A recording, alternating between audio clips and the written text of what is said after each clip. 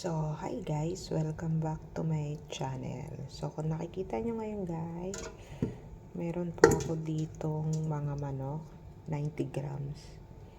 Ayan siya guys. Nagustuhan kasi ng alaga ko yung ginawa ko kahapon. Yung minarinate ko lang siya na daw, nabubulol ako. Minarinate ko lang siya, tas pinirito ko. So, gagawa ulit tayo ng mas madami ngayon guys. Kasi kahapon, 4 na piraso lang po yung nagawa ko. Kaya let's go! So ayan siya guys, lalagyan ulit natin siya ng coriander powder, ang palasa.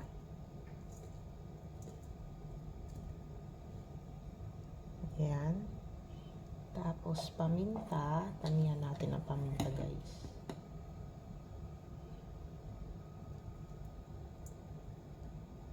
Ayan. Or dagdag pa ng konti. Ayan, konti lang kasi baka sabihin niya masyado ng maanghang. Tapos dagdagan pa natin ng konting-konti ulit na coriander. Ayan, tapos lagyan natin ng turmeric guys.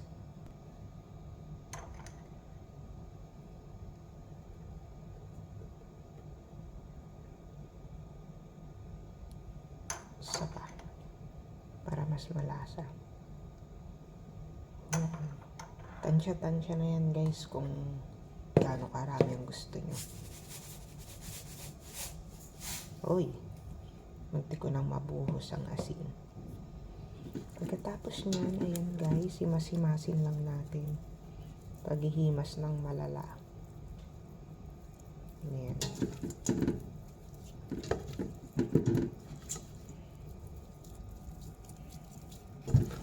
Dinamihan ko na para pagka trip niya kumain, labas-labas na lang ako sa freezer.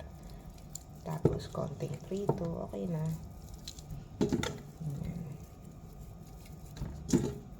So ang problema ko ngayon guys, di ko alam kung ano yung pa-partner ko dito. Pwedeng kanin or mas maganda yung macaroni. Pero yung macaroni niya, lalagyan ko lang siya ng butter at asin. Yun, malasap na, masarap na yun.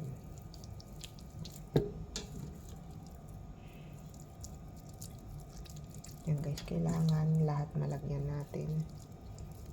Yung mahimas-himas natin para masaya naman syempre. Sa Pilipinas kasi guys, ang nilalagay doon, mamasita, toyo, bawang. Dito ang nilalagay, ito turmeric, asin, coriander.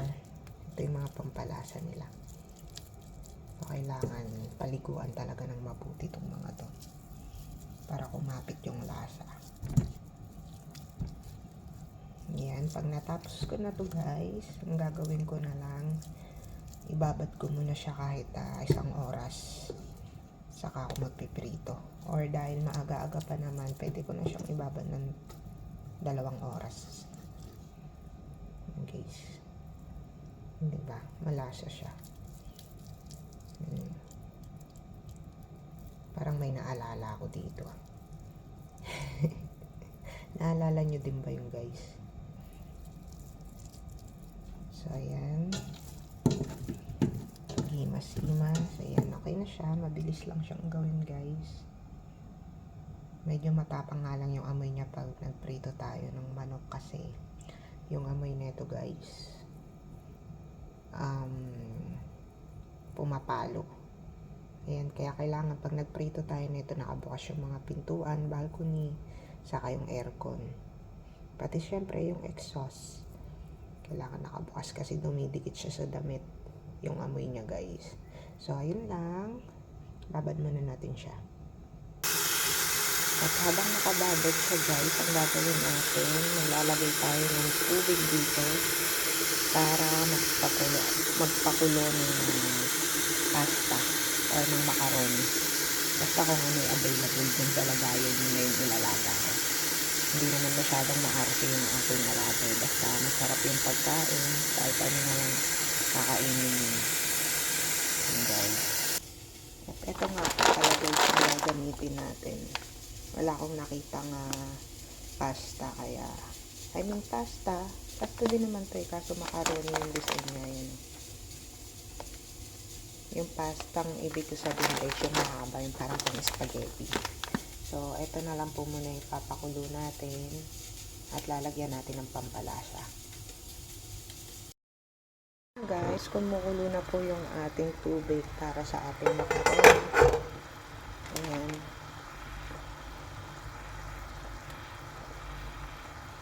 Ano ba yun? So, lalagyan na po natin ito. Hindi matupos.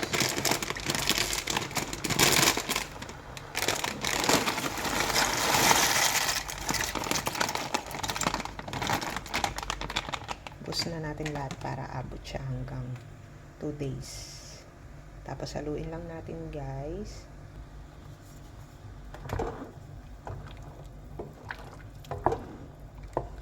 So ayan po, at mamaya titimplahan na natin siya ng butter and salt. Tapos ready na siya.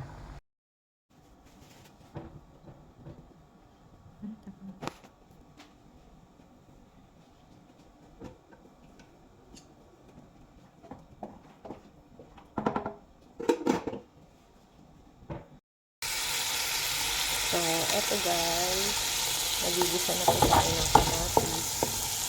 Konting tulo guys, kung makikita nyo. Para, ito po yung sangkap para sa ating macaroni guys. Idurulin lang po natin ito yung talagang ano na siya, yung lutong-luto na siya, saka natin lalagyan ng butter.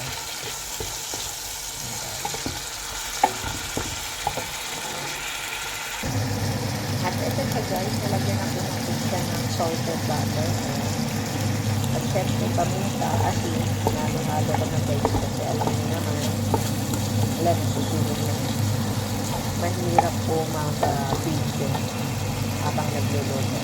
So, yun na po guys, lalagay na po natin yan after mag-mix na yung ating macaroni guys. So, ito na guys, nilagay na po natin yung ating macaroni. Ayan, medyo maputla siya guys.